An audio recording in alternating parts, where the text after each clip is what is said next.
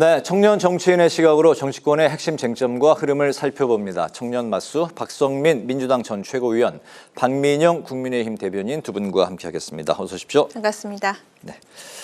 G7의 초청을 받아서 캐나다를 방문 중인 이재명 대통령이 주요 초청국 정상과 양자회담을 가졌습니다. 관심을 모았던 한미 정상회담은 트럼프 미국 대통령의 이제 사정으로 조기 귀국하면서 무산이 됐고, 한일 정상회담은 우리나라 시간으로 내일 진행이 될 예정입니다. 이재명 대통령의 첫 번째 외교 무대 데뷔전이라고 이제 볼 수도 있는데, 두 분 좀 어떻게 지켜보고 생각을 어떻게 갖고 계시는지 먼저 박성민 최고위원부터 들어볼까요? 일단 지금 사실 한동안 이 정상외교 자체가 멈춰 있었습니다. 이제 대통령이 없었기 때문에 사실은 대한민국이 굉장히 산적한 현안에도 불구하고 외교 무대에서 뒤처지는 여러 가지 우려들이 나왔던 상황인데요. 네. 이번에 이제 정상적으로 선출된 이재명 대통령께서 외교 무대에 본격적으로 등판하게 되면서 계엄이라는 어떤 위기를 이겨내고 민주한국이 돌아왔다라는 의미로 이 외교 무대를 본격적으로 데뷔했다, 이렇게 볼 수가 있을 것 같습니다. 네. 그 외에도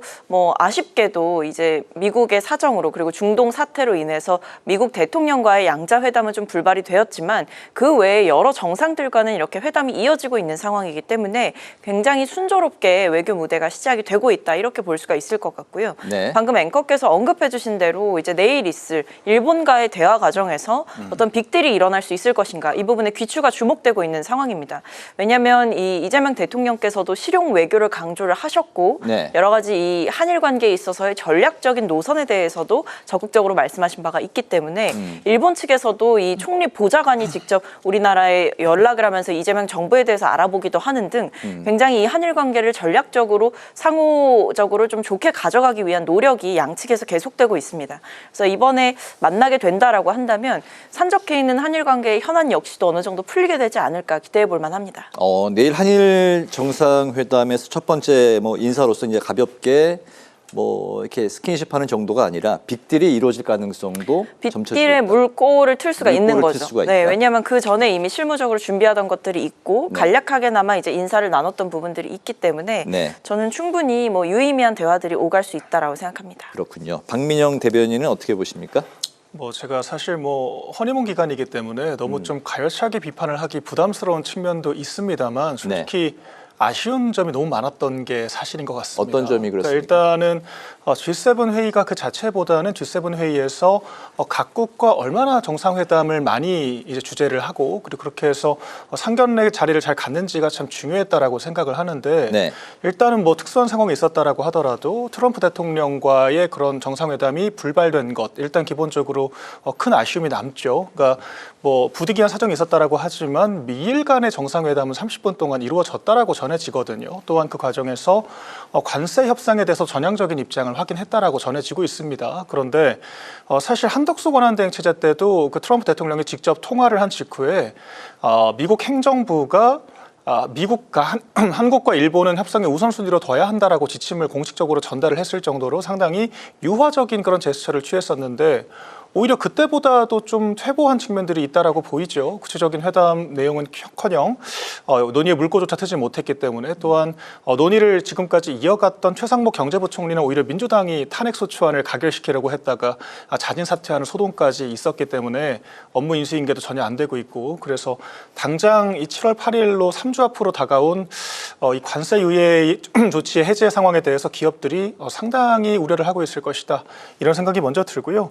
지금 미국과만 불발된 것이 아니라 멕시코, 우크라이나 정상과의 회담도 줄줄이 지금 불발이 되고 있다라고 언론에 보도가 되고 있습니다. 그래서 이것이 이재명 대통령의 첫 외교 데뷔 무대라고 하기에는 각국 정상들의 인정을 못 받고 있는 게 아닌가, 이런 우려들을 국민들께서 할 수밖에 없을 것 같고요. 사소한 거긴 하지만 통역을 제대로 준비하지 못해서 윤 전 대통령 통역을 긴급 수혈하는 그런 해프닝까지 있었다라고 하는데, 이게 아무리 정권 초기에 외교안보 라인이 정리가 안 됐다라고 하지만, 이런 것들은 저희가 허니문 기간만 아니었어도 외교 참사라고까지 표현할 수 있을 정도의 그런 좀 안타까운 상황인 것 같습니다. 네. 네, 그리고 그 여야가 김민석 국무총리 후보자 인사청문회를 오는 24일과 25일 이틀 동안 열기로 합의를 했습니다. 지금 관련해서 거론되고 있는 쟁점은 크게 세 가지인데요. 김 후보자의 정치자금 출처, 그리고 지난 2010년 중국 칭화대 석사학위 취득 과정, 그리고 자녀 입시 특혜 의혹입니다. 지금 여야 신경전이 거센 상황에서 아까 박민영 대변인께서는 지금 외교 데뷔전에 있어서는 허니문 기간이라서 좀 날을 세우기 어렵다라고 하셨지만 이 부분에 대해서 좀 여쭙도록 하겠습니다. 김민석 총리 후보자 관련 의혹에 대해서 네. 어떻게 생각을 하십니까? 지금 뭐 매일같이 새로운 의혹들이 일파만파 커지고 있다라고 하는 게 중요하겠죠. 인사청문회를 통해서 명확하게 규명이 돼야 할 건데 뭐 사실 저는 그 중에서도 약간 이 불법 정치자금 의혹이 좀 가장 크지 않을까라는 생각이 듭니다. 이미 이 과거에도 이제 그 강모 씨에게 그 대법원에서 불법 정치자금에 대해서 그 2억 5천만 원을 갚으라는 식으로 또 판결을 한 적이 있지 않습니까? 그 직후에 2018년에 또 그 강모 씨가 4천만 원을 또다시 빌려줬다라고 하는데 단 한 번도 이 독촉을 하지 않았다라고 해요. 그러니까 이자를 정상적으로 받았던 것도 아니고 그러니까 채권 채무 관계라고 하기에는 미심쩍은 부분들이 너무 많다라는 거죠. 그래서 이런 것들이 어떤 대가성을 가진 정치자금의 수수라고 한다면 이런 것들은 심대한 불법 사유가 될 수가 있다. 이제 이런 의혹들을 제기를 하는 것이고요. 또한 그 강모 씨가 그 이제 그 저희 국무총리 후보자가 좀 깊게 연루됐던 그런 사단법인에게 여의도 한복판에 있는 사무실을 월 1,000만 원, 그러니까 1,000만 원 보증금에 40만 원 월세 빌려줬다라고 하는 말도 있습니다. 그럼 저희가 사실 그 우리가 대학 근처에 자취방만 구해도 월세 50만 원씩은 나오는데 어떻게 오피스텔 사무실을 40만 원에 구할 수가 있는가? 이제 이런 것들도 특혜를 받은 게 아니냐. 그래서 저희가 정치적인 장동체라고까지 표현을 했던 것이고요. 그래서 이런 부분들을 포함해서 약간 김민석 후보자의 재산 형성 과정에 상당히 이 석연치 않은 부분들이 많습니다. 그러니까 국회의원을 하면서 4년 동안 세비로 충당할 수 있는 것이 정말 생활비를 한 푼도 안 쓴다라고 하더라도 많아야 5억 정도거든요. 네. 그런데 추징금을 6억 이상을 납부를 하고도 재산이 7억 이상이 늘어났습니다. 그러니까 사용된 그런 어떤 뭐 재원이 15억이 가까이 되는 상황인데 네. 세비를 아무리 많이 끌어모아도 5억이다. 근데 겸직도 금지되는 국회의원이 그러면 이 10억 가까운 차액을 어디서 충당을 한 것인가? 당연히 이런 네. 의구심을 가질 수밖에 없고요. 또한 자녀 미국 유학까지 갔다 왔다라고 하는데 과연 그런 생활비, 비싼 돈들은 다 어디서 충당을 했을까? 이제 이런 것들이 단순히 채권 채무 관계를 넘어서 불법적으로 정치자금을 수수해서 유용한 것이 아닌가라고 하는 의심을 충분히 살 수 있다라고 생각을 하고요. 이런 부분들에 대해서 뭐 김민석 후보자가 해명을 하고 있기는 합니다. 네. 뭐 이제 유학비는 전처가 뭐 부담을 했다라든지 뭐 아니면 헌금 뭐 이야기도 하던데 저희는 대체적으로 동무서답에 가깝다라고 보고 있고요. 그래서 지금 여야가 청문회 날짜를 확정을 지었기 때문에 그 날짜에 뭐 김민석 후보자의 주장으로는 뭐 검사를 포함해서 모든 사람들을 다 증인으로 불러도 좋다라고 했지 않습니까? 그러니까 가족이 대납을 했다, 가족이 뭐 전처가 부담했다라고 하니 저희 입장에서는 그럼 전처까지 불러서라도 확실하게 국민적인 의구심을 해소해야 되지 않겠는가, 이런 강한 공세를 계속 펼칠 수 있을 것 같습니다. 네, 김민석 후보자가 의혹을 좀 해명을 잘 할 수 있을까요? 저는 지금도 충분히 해명을 잘 하고 있다라는 생각이 듭니다. 뭐 예를 들면 사적 채무가 발생하게 된 경위라든지 이제 본인에게 처음에 있었던 공적 채무가 얼마나 빠른 속도로 불어났었는지 그런 부분들에 대해서 계속 자료를 올리면서 여러 재반 상황에 대해서 상세하게 설명을 하고 있습니다. 그래서 저는 일종의 불법 정치자금 프레임에 대해서 한 가지 반문하고 싶은 것은 불법 정치자금이라고 한다면 차용증을 쓸 이유가 없고 누가 누구에게 어떻게 돈을 줬는지가 사실 드러나기가 어려운 것이 불법 정치자금 아니겠습니까? 지금의 상황은 본인이 심지어 사적 채무를 다 변제한 상황이라고도 하고 차용증 역시도 썼고 그 차용증이 언제 쓰여졌는지까지도 지금 드러나고 있는 상황이기 때문에 저는 이렇게 투명한 자금의 흐름이 있는 경우에는 불법 정치자금이라는 프레임을 씌우기가 어렵다라는 생각이 들고 어떤 후보자께서 지금 상세하게 여러 가지 설명들을 하고 있는 상황이기 때문에 예를 들면 초기에 제기됐던 뭐 아들의 교육비 논란 같은 경우에도 이 전처가 다 부담을 하고 있다. 아이 양육을 맡아서 하고 있다라는 점을 분명하게 해명을 하셨거든요. 그랬더니 또 이제는 아빠 찬스로 어떤 명문대에 들어간 것 아니냐 이렇게 또 프레임이 바뀌고 있는 상황입니다. 근데 이와 관련해서도 입학 과정 가운데에서, 그러니까 원서를 쓰는 과정 가운데에서 이 동아리에서 입법 활동 관련한 것들을 한 거가 뭐 쓰이지 않았다라는 점을 이제 분명하게 밝히고 있는 상황이기 때문에 저는 이런 식으로 하나하나 충실하게 해명을 하고 있고, 청문회 과정에서는 여러 가지 또 자료 요청을 하실 거 아닙니까? 여야 의원들의 자료 요청에 좀 성실하게 응답을 하고 또 충실하게 자료로서 증명을 하게 된다면 저는 청문회 이틀 안에 충분하게 논란들이 다 정리가 될 거다 이렇게 보고 있습니다. 네, 두 분이 이제 상반된 의견을 내놓으셨는데 다음 주 이제 24, 25일 양일간 청문회를 또 지켜봐야 될 것 같고, 어제 국민의힘 새 원내대표에 TK 3선 송원석 의원이 당선이 됐습니다. 이제 기재부 차관 출신이고 상임위 현재 이제 기재위원장을 맡고 있는데 1차 투표에서 60표 과반 이상의 득표로 1차에서 이제 당선을 확정이 됐습니다. 영남권이고 이제 범친윤계로 불리고 있기 때문에 과연 이제 당의 쇄신에 좀 일정 부분 한계가 있는 거 아니냐, 이제 그런 지적이 나오고 있는 상황인데, 당의 쇄신이 좀 현재 절대적으로 국민의힘에는 좀 필요하다는 게 뭐 여야 이제 같은 생각인 것 같습니다. 네. 좀 어떻게 갈 것 같습니까? 네, 뭐 사실 제 개인적인 의견을 먼저 말씀드리면 민주당이 쇄신해서 집권한 거 아니거든요. 이재명 후보가 대선에서 대패를 했지만 바로 직후에 뭐 비대위원장 당대표까지 방탄을 위해서 이제 또 개항을에 출마를 하는 등의 여러 가지 악재들이 있었지만 결국엔 당이 하나로 뭉쳐서 극복을 한 거지, 뭐 쇄신을 통해서 극복을 한지는 잘 모르겠습니다, 개인적으로. 그런데 뭐 이제 통상적인 표현으로는 쇄신이 필요는 하죠. 그런데 그 쇄신이라는 것이 소위 이제 당의 주류 세력들을 악마화하고 자신만 합리적이라고 이야기하는 방식으로는 쇄신이 되지 않습니다. 그래서 저는 송원석 의원이 친윤이라고 하는 것도 일종의 프레임이라고 생각을 하거든요. 대통령이 현직으로 있을 때는 당연히 여당은 대통령을 중심으로 뭉치는 것이고요. 대통령이 탈당을 한 이상 더 이상 친윤이란 카테고리 자체가 성립할 수가 없는 겁니다. 그렇기 때문에 영남권 의원이라는 이제 또 다른 분류를 통해서 이제 주류 세력이란 각인을 세우는 거라고 저는 생각을 하고요. 그래서 상당히 비본질적인 문제 제기고, 결과적으로 송원석 의원이 이제 기재위에서 오래 이제 잔뼈가 굵은 분이기도 하고요. 또한 기재부의 관료 출신으로 경제통입니다. 그래서 거의 뭐 저희가 지도부가 자주 바뀌었는데 모든 지도부에서 이제 유화적으로 활동을 하면서 여러 전문성을 입증을 한 인사거든요. 이번 거의 그 원내대표 선거에서도 유일하게 정책 관련된 그런 이야기들을 강조를 하면서 좀 건강한 야당 역할을, 구체성을 가지고 어필을 했던 것도 송원석 원내대표였기 때문에 그런 그 결과물로 원내대표로 인정을 받은 것이지 뭐 친윤이라서 영남권이라서 됐다, 저는 그런 것들이야말로 좀 당내에서는 부적절한 프레임이다, 그렇게 생각을 하고요. 지금 무엇보다 그 민주당이 경제적인 전문성 측면에서는 상당히 우려가 되는 부분들이 많습니다.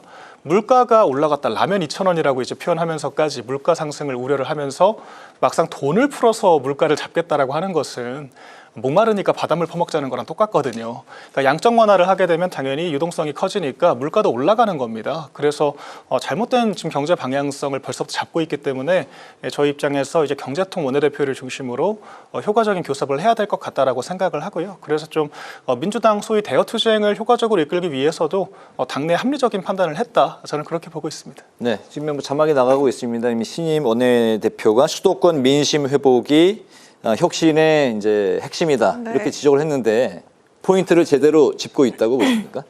뭐 수도권에서 저희가 선택을 많이 못 받은 것은 사실이죠, 지난 총선에서. 그래서 수도권에서 최대한 좀 소구력을 갖기 위한 그런 전략을 구상하고 좀 당내 분위기를 바꾸는 것은 당연히 필요합니다. 그런데 이제 그 수도권의 공략을 하기 위한 것이 저희가 소위 정치적인 레토릭으로 이제 오가는 그런 중도층 공략을 위해서 뭐 합리성 이제 이런 표현들만으로는 좀 부족하다라고 생각을 하고요. 개인적으로는 당이 더 선명한 노선과 이제 확고한 그런 구심력을 중심으로 뭉쳤을 때 저는 더 많은 중도층을 비롯해서 수도권에도 서구할 수 있다라고 봅니다. 결론적으로 가야 할 방향은 모두가 똑같이 생각을 하지만 그 방법론에 대해서는 여러 가지 생각이 있기 때문에 저희가 또 의총이나 혁신위 등을 통해서 중의를 모을 수가 있겠다, 이렇게 생각을 합니다. 네, 송원석 신임 원내대표가 이제 김병기 민주당 역시 이제 신임 원내대표를 이제 만난 자리에서 제2당의 이제 법사위 예결위원장이 이제 관례이고 양보를 이제 요구를 했고 어쨌든 이제 국민의힘에는 현재 쇄신과 정비가 굉장히 긴급한 상황인데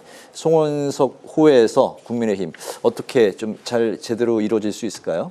근데 저는 개인적으로 이번 그 국민의힘 신임 원내대표 선거 결과를 보면서 국민의힘 내부의 혁신과 반성은 좀 힘들겠다라는 생각이 들었습니다. 왜냐하면 결국에 이 송원석 의원이 뭐 일각에서는 개파색이 옅은 인사다라고 얘기를 하지만 네. 사실 윤 전 대통령의 탄핵 정국에서 보여줬던 행보를 보게 되면 사실 친윤 주류 세력들이 했던 바와 다를 바가 없었던 인사거든요.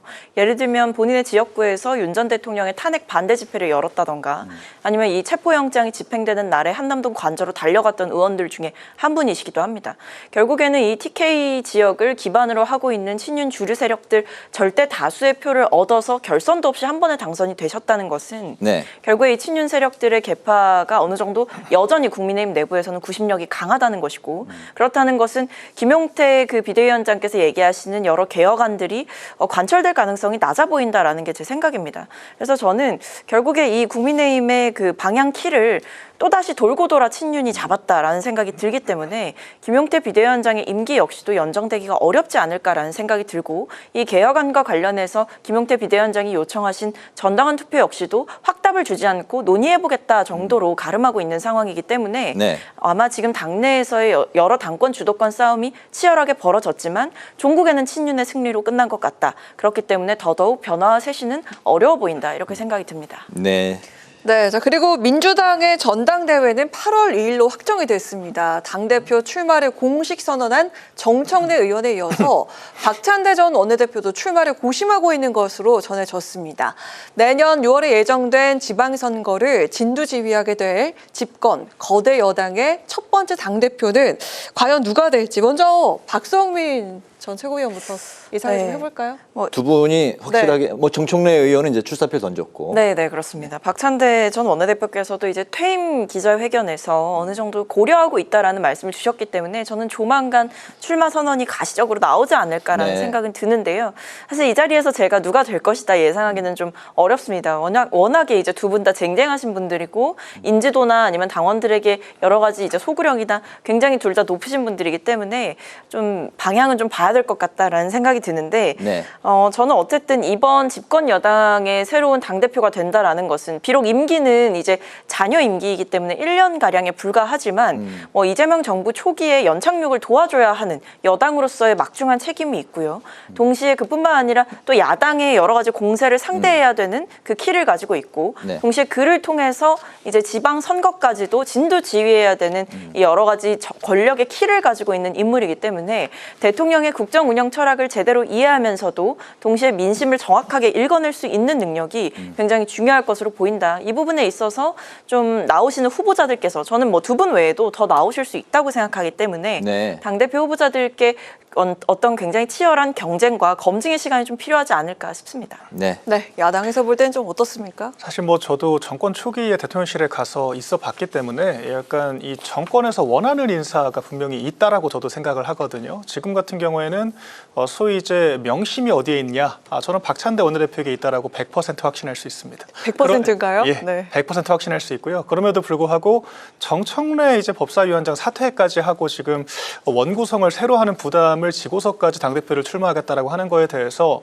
제 경험상 지금 대통령실은 상당히 부글부글 하고 있을 것이다. 저는 그렇게 생각을 하고 있습니다. 그래서 굳이 이 명심과 그렇지 않다라고 하는 이 소위 이제 정청래 법사위원장이 강성 이 개딸 지지층들을 좀 등에 업고 이 대통령과 좀 대적을 하겠다라고 하는 그림으로도 읽힐 수가 있기 때문에 좀 그런 당내 비토도 있을 것이라고 생각이 되고요. 실제로 양문석 의원 같은 경우에는 정청래 전 법사위원장을 향해서 불가촉 정치인이다라고 맹비난을 하기도 했었죠. 저는 그런 것들이 명심에 가깝지 않을까라고 개인적으로 생각을 하고요. 그러니까 뭐 이건 제 개인적인 그 평가인 것이고 실제로 근데 제가 생각하기에도 이 여당의 대표로서는 그 정청래 법사위원장 같은 좀 강성 정치인보다는 박찬대 원내대표 같은 조금은 더 순화적인 리더십을 가지고 있는 사람이 적합하다라고 보고 있습니다. 이제는 선거 국면이 아니라 국정을 하는 국면이잖아요. 그렇다라 그러면 싸움을 하는 것이 아니라 야당과 협치를 하고 통합의 리더십을 정책을 발휘를 해야 하는 것이겠죠. 그래서 박찬대 원내대표가 훨씬 더 정권의 신임을 기반으로 좀 많은 그 당원 구성원들에게 평가를 받을 수 있을 것이라고 저는 생각을 하고요. 만에 하나 이제 또 하나 변수가 또 있습니다. 이게 대통령이 막상 당에 있을 때는 힘이 강하지만 구중궁궐로 들어가게 되면은 그 영향력이 전 같지는 않거든요. 그래서 정청래 법사위원장이 명심이 날개 있다라고 적절히 호도를 함으로써 이제 당원들에게 제대로 어필을 만약에 해서 당대표가 된다라고 하면 또 민주당의 새로운 국면이 펼쳐지는 것이기 때문에 그게 저희는 변수다. 굉장히 흥미롭게 지켜보고 있습니다. 네, 박찬대 전 원내대표가 될 가능성이 높다고 이제 점치시는 거군요. 예. 알겠습니다. 마지막 이제 이슈인데요. 20조 원대의 2차 추경안이 모레 국무회의에 상정이 됩니다. 이재명 대통령은 민생지원금 지급에 대해서 보편과 선별, 차등 지원을 섞는 방안을 시사를 했는데 전 국민에게 이제 15만 원을 지급하고 취약계층에는 최대 50만 원까지 주는 방안이 이제 검토되자 국민의힘이 재정 부담을 이유로 반대를 했습니다. 민생지원금 지급이 되는 이제 분위기로 흘러가는 것 같습니다. 좀 어떤 식으로 확정이 되는 게 좋겠습니까?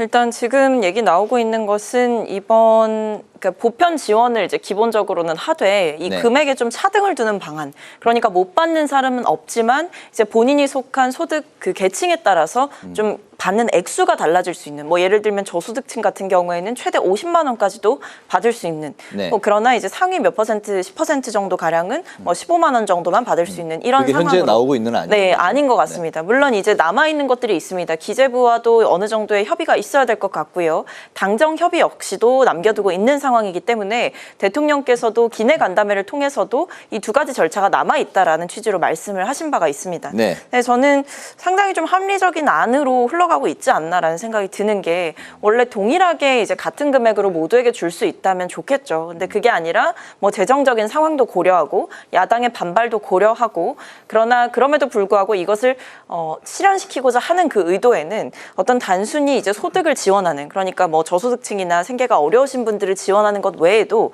결국 돈이 돌게 함으로써 민생 경제를 일으킬 수 있는 이 소비 진작의 성격 역시도 정책이 가지고 있기 때문에 이 두 가지를 동시에 좀 섞어서 실현시키려는 목적이 있는 것 같습니다. 그렇다고 한다면 이 계층에 따라서 금액은 달리하지만 모두에게 특히 이제 세금을 많이 내는 층 역시도 받지 못한다면 그것은 역차별로 느낄 수가 있기 때문에 여러 면에서 이 두 가지를 병행하고 혼용하는 것이 굉장히 합리적인 안으로 가고 있는 걸로 보인다 이렇게 생각이 듭니다. 네, 보편 선별의 중간 아니면 이제 양쪽 다 섞은 그 혼합 방식이 현재 좀 유력하게 많이 언급이 되는 것 같아요.